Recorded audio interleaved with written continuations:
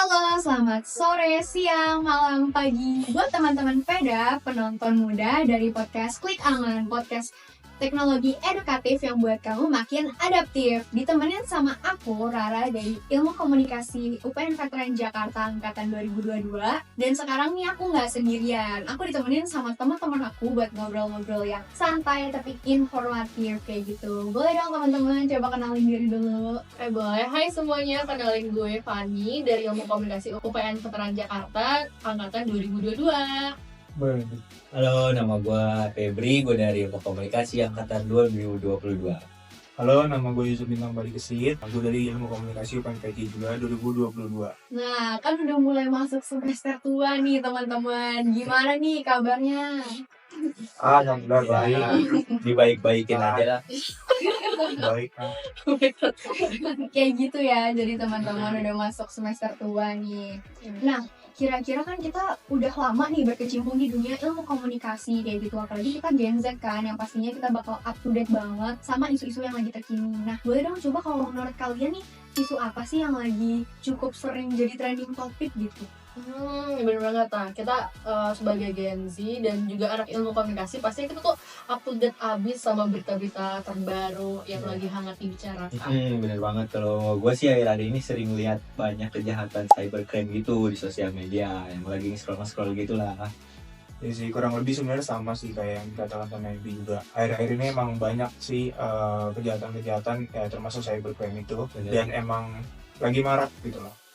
Nah iya, memasuki era digital sekarang ini emang pastinya bakal kejahatan digital itu atau cybercrime pasti banyak banget terjadi dan makin marak kayak gitu. Nah, kita tuh sebagai Gen Z harus tahu lah ya modus-modus itu apa aja kayak gitu. Salah satunya tuh ada link phishing. Nah, link phishing ini tuh menjebak para penggunanya buat ngeklik link tersebut lalu memasukkan identitas-identitas pribadi yang nantinya akan masuk ke penipu tersebut kayak gitu. Iya sih, emang serem banget soalnya gue waktu itu pernah baca kayak tiba-tiba di backingnya langsung hilang, duitnya langsung habis. Iya kan, bener, serem banget sih teman-teman. Nah, kira-kira nih kalau dari teman-teman udah tahu kan tentang link phishing ini, nah kalian tahu nggak sih lebih dalam itu kayak gimana? Tapi sebelum itu kita mau coba dulu nih tagline teman-teman. Ada tagline-nya. Iya nih, bener kayak asik banget. Tagline kita itu nanti ya kalau misalkan aku bilang klik aman, nanti kalian jawab waspada phishing, cuma butuh satu klik buat hilangin privasi kamu. Oke, Boleh ya. Iya. Klik aman. Waspada phishing, cuma butuh satu klik buat hilangin privasi kamu.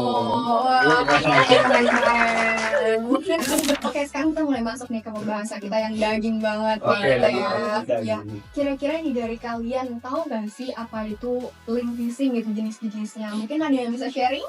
Gue kali ya. Dan sebenarnya yang kita tahu tuh mungkin selama ini kita kenalnya tuh link phishing itu cuma ada satu macam, kayak misalnya dikirim link aneh terus kita disuruh ngeklik. Nah, padahal itu kalau kita dalami lebih dalam itu tuh ada banyak banget jenis-jenis phishing. Nah, dan makin kreatif juga nih cara penipu buat nipu kita. Nah, maka dari itu penting banget buat kita itu pelajari satu-satu biar nggak gampang ketipu ke depannya. Nah, jadi di sini gue bakal spill satu-satu jenis phishing yang sering dipakai oleh penipu. Kira-kira ada yang penasaran nggak? Penasaran banget lah. Iya, gue juga penasaran. Oh iya. Gimana jelasin? Oke, gue spill aja kali ya dari yang pertama. Itu ada namanya decaptive phishing. Jadi decaptive phishing ini tuh ciri-cirinya itu penipu itu nyamar jadi lembaga resmi kayak misalnya dari pihak bank, dan biasanya tuh dia menggunakan email palsu, bisa juga dari telepon palsu, dari website. Nah, tujuannya apa sih? Tujuannya itu untuk mendapatkan informasi dari si korban. Iya, oke. Terus yang kedua itu ada namanya blind phishing. Jadi blind phishing itu tipenya asal sebar ke siapa aja, nggak ada target tertentu, dengan harapan tuh bakal ada yang kejebak lah sama penipuannya ini. Oh iya, banyak sih. Terus yang ketiga itu ada namanya spear phishing. Nah, ini tuh lebih ke personal karena penipunya ini tuh ngelakuin riset dulu tentang siapa yang mau ditipu, abis itu baru bikin jebakan yang meyakinkan banget lah gitu. Iya. Terus? Sebenarnya masih banyak banget sih, ini ada beberapa poin lagi. Yang keempat itu gue jelasin ya, itu ada namanya whaling. Jadi whaling itu mirip sama spear phishing, tapi dia tuh lebih next level lah buat korbannya. Jadi biasanya dia itu sasarannya itu orang yang punya jabatan tinggi, kayak misalnya manajer atau bos besar yang punya akses informasi penting dalam perusahaan tersebut.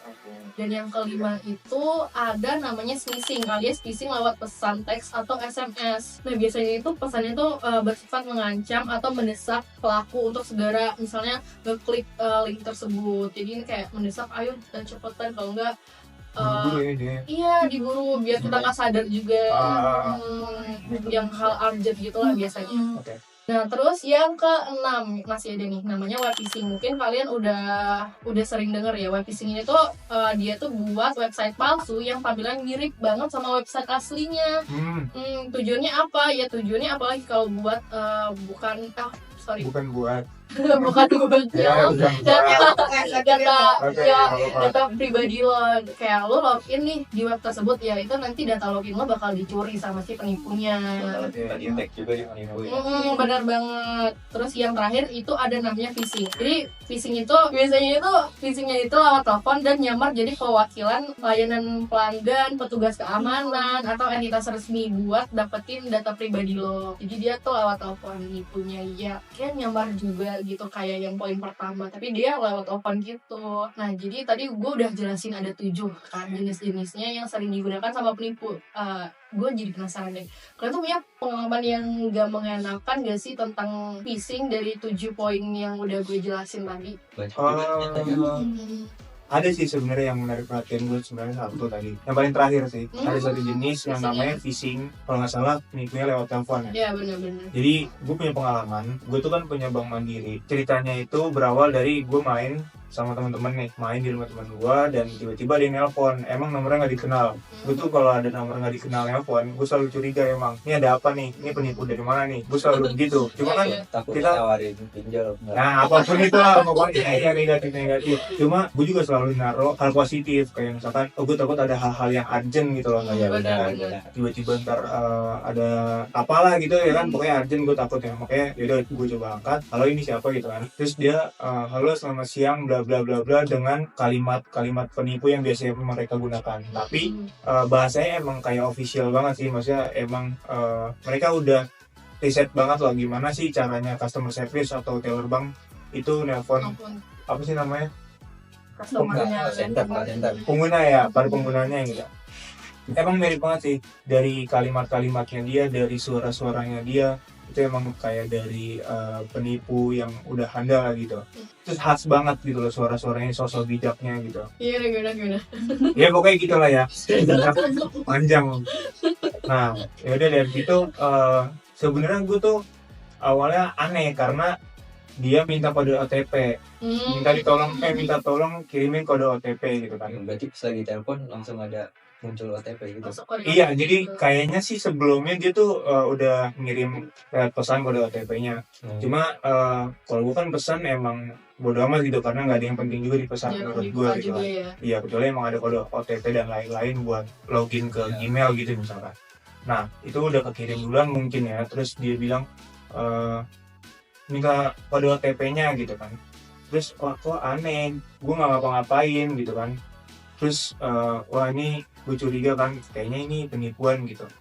Terus dari beberapa indikasi awal juga ada indikasi kalau misalkan dia ini emang penipu, dari cara ngomongnya, suaranya mirip-mirip kayak di sosmed gitu kan. Tempat banget lah ya. Iya, gue nggak bener ini kan. Terus yaudah karena gue sama teman-teman gue, jadi gue apa sih namanya, gue jahilin lah mereka, gue jahilin tuh orang kan, sampai kesel. Itu sekitar 1-2 menit lah. Kalau orang-orang kan bisa sampai 10 menit, gue 1-2 menit aja udah cukup lah. konten ya. Iya kan, karena gue takutnya kalau misalkan lama-lama juga bahaya buat guanya. Takutnya emang beneran dia bisa apa sih namanya, sampai dia nyuri data pribadi ataupun bahkan ya sampai duit gue hilang gitu kan takutnya. Benar-benar Iya, makanya ya udahlah, cukup 1-2 menit gue matiin. Udah akhirnya dari situ gue cek emang bank mandiri gue nggak apa-apa gitu, aman-aman aja. Karena lu nggak sempat sebutin juga kode OTP yang Iya benar.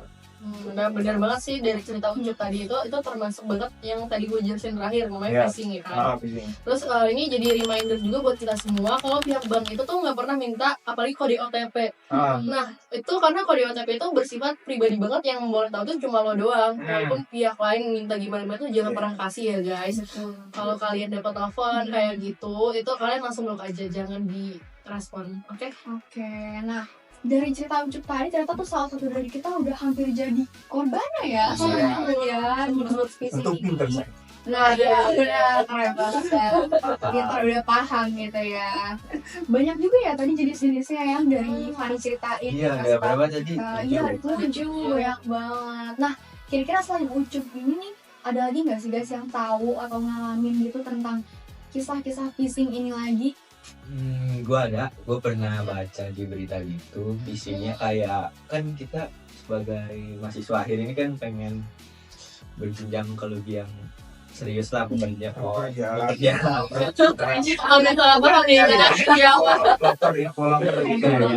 Oke. Ada lah Gen Z nyari nyebar apply lowongan kerja gitu lah ke perusahaan-perusahaan. Nah singkat ceritanya dia tuh dapet balasan email, tapi dia itu nggak pernah sama sekali nge-apply di perusahaan itu. Jadi kayak tiba-tiba ada masuk aja ada email kayak bahwa dia keterima, terus ada wawancara kerja gitu, dan dia suruh isi link-linknya gitu.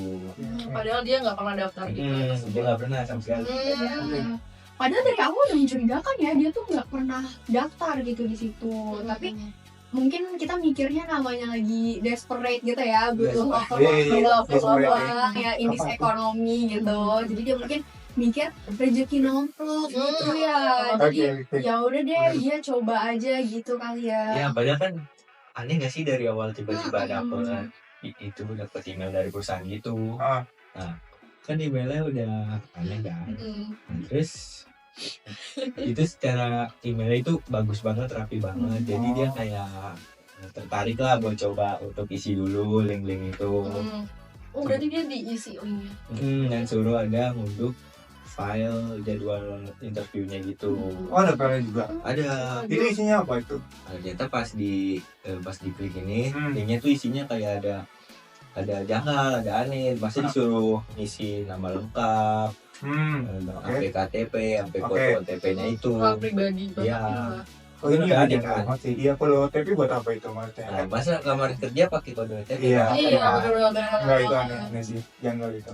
Dan cerita Ucup tadi juga ya di Tapi karena tampilannya itu emang bagus banget, rapi banget, dan pas dicek juga ada website kayak resminya gitu. Akhirnya ya udah tuh diisi. Pas udah ngisi kebesokannya ternyata dia kena phishing itu. Pas dia ngecek data, pas dia ngecek bankingnya, tiba-tiba uang di bankingnya itu habis. Wah serem banget.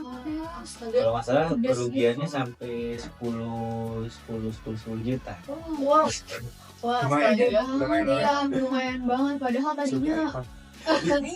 tadinya pengen nyari duit 10 juta lagi ya. habis duitnya. Udah Habis 10 juta. Oke, berarti ini tuh lagi marak juga ya guys, buat lamaran kerja gini. Iya kan, harusnya kan lamaran kerja kan kita nggak ngasih apa-apa kan, paling cuma data diri aja, nggak sampai OTP. Terus juga gue pernah baca udah janggal lagi, kita daftar pakai registrasi uang gitu. Nah itu Modus like juga ya. Di link phishing itu kan udah aneh kan. benar-benar. Iya pasti itu bukan kejadian sekali aja ya, dengan Banyak kondisi yang sih banyak itu. ini. Iya Iya, makin banyak. banyak bervariasi, korbannya juga nambah. Jujur serem banget sih. Ini bisa jadi reminder juga ya buat kita teman-teman, jangan mau kalau misalnya kita daftar kerja tapi malah dimintain uang kayak gitu. Pokoknya cek dulu kalau misalnya kita lagi daftar loker kayak gitu, cek dulu apakah perusahaannya benar atau enggak, terus apakah benar kita ngelamar di situ atau enggak kayak gitu. Mungkin gue ada tips nih. Oh iya, biar kita Oh kena iya, ya. ada biar- pengalamannya ini tipsnya. Iya. Benar. Nah masuk ke tips, gue juga ada tipsnya nih setelah gue baca-baca biar gak kena itu. Yang pertama itu kayak mungkin lu jangan asal ngeklik linknya itu. Coba lu cek dulu URL-nya apakah benar-benar sesuai. kalau udah mulai aneh-aneh atau terlalu ribet, mungkin lu bisa cek manual aja, lu ketik satu-satu di website itu beneran ada nggak. Biasanya itu langsung nyambung ke link phishing itu kalau emang terlalu ribet. Iya. Jadi jangan asal klik-klik gitu teman-teman. Oke, gue juga izin nambahin sih dari apa yang Edi sampaikan. Sebenarnya benar, jangan asal klik link sembarangan. Jangan sampai ceroboh lah yang klik link sembarangan itu, teliti lagi apakah link itu udah sesuai sama misalkan dia mengatasnamakan suatu perusahaan, diperiksa lagi apakah itu beneran link dari mereka gitu. Jangan sampai kita terkecoh gitu. Terus juga misalnya lu dapet tiba-tiba pesan atau email kayak lu menang hadiah Iya. iPhone atau hadiah mobil, Iya. itu kan udah aneh banget kan. Iya benar tiba-tiba banget Gua nih. jangan dilanjutin lagi, langsung di blok aja, nggak usah dilihat. Nah iya benar. Ini biasanya juga bukan berlaku, maksudnya korbannya itu kebanyakan orang-orang tua yang gaptek ya. Nah kalian yang punya orang tua yang apalagi baru akhir-akhir ini megang handphone gitu ya, itu dikasih tahu aja ke mereka kalau misalkan sekarang ini banyak penipuan, dan jangan sampai orang tua kalian itu jadi korban selanjutnya begitu. Nah, iya. Jadi harus waspada. Betul banget teman-teman. Makasih banget nih ya buat Ucup sama Ebi yang udah ngasih tahu tips-tips buat menghindari menjadi korban phishing Berikutnya. ini. Iya. Iya, betul banget. Nah, tapi itu kan kalau langkah preventifnya ya. Kalau misalnya kita udah terlanjur ngeklik link phishingnya itu kira-kira gimana ya teman-teman? Ada yang mau bagi-bagi saran mungkin? Dari gue mungkin ya. Nah tadi itu kalau misalnya kalian udah terlanjur nih ngeklik link phishingnya, hal yang pertama yang mesti kalian lakuin duluan itu tuh adalah kalian tuh harus tetap tenang, jangan Oke. panik. Nah tapi kalian udah tenang nih, kalian udah tenang, baru nih kalian itu harus langsung segera tutup halaman atau aplikasi phishing tadi tersebut. Kalian harus langsung keluar lah gitu, sesegera mungkin. Nah setelah itu kalian tuh harus langsung ganti password akun penting di handphone kalian, misalnya akun m-banking, e-commerce, dompet digital juga perlu, atau bahkan media sosial kalian itu juga perlu diganti semuanya passwordnya. Takutnya udah dapet ya datanya. Iya bener banget, takutnya kayak kita ngeklik satu link tapi dapat semua data di Ya handphone. malah kemana-mana ya. Iya bener banget. Nah abis itu kalau udah diganti nih passwordnya, terakhir itu kalian jangan lupa periksa laporkan kejadian ini ke customer service resmi dari layanan terkait. Jadi tuh biar mereka tuh bisa bantu untuk mengamankan akun kalian supaya tuh nggak jadi hal-hal lebih buruk ke depannya. Oh iya satu lagi nih, setelah dilaporin itu kalian jangan lupa buat periksa akun kalian secara berkala, takutnya tuh ada aktivitas mencurigakan di akun kalian. Gitu sih. Oke, keren banget tipsnya Fani. Makasih banyak ya. Jadi buat teman-teman semua jangan lupa diingat-ingat tips dari teman-teman gue sekalian ini. Kayak gitu. Nah, udah gak kerasa nih kita udah mulai ada di penghujung dari podcast kita ini. Tadi daging banget ya membahas kita ini yang keren banget. Jangan lupa diingat-ingat ya teman-teman. Jangan lupa dicek-cek lagi kalau misalnya ada hal-hal mencurigakan, link-link mencurigakan. Kalau mau ngelamar kerja juga pastiin trusted gitu untuk ngelamarnya kayak gitu. Nah mungkin cukup sekian ya pembahasan kita di hari ini. Nanti kita ketemu lagi, ngobrol-ngobrol lagi. Dan makasih teman-teman semua. See you. See you. Makasih banyak. Makasih banyak. Makasih banyak guys. Makasih banyak. Gitu.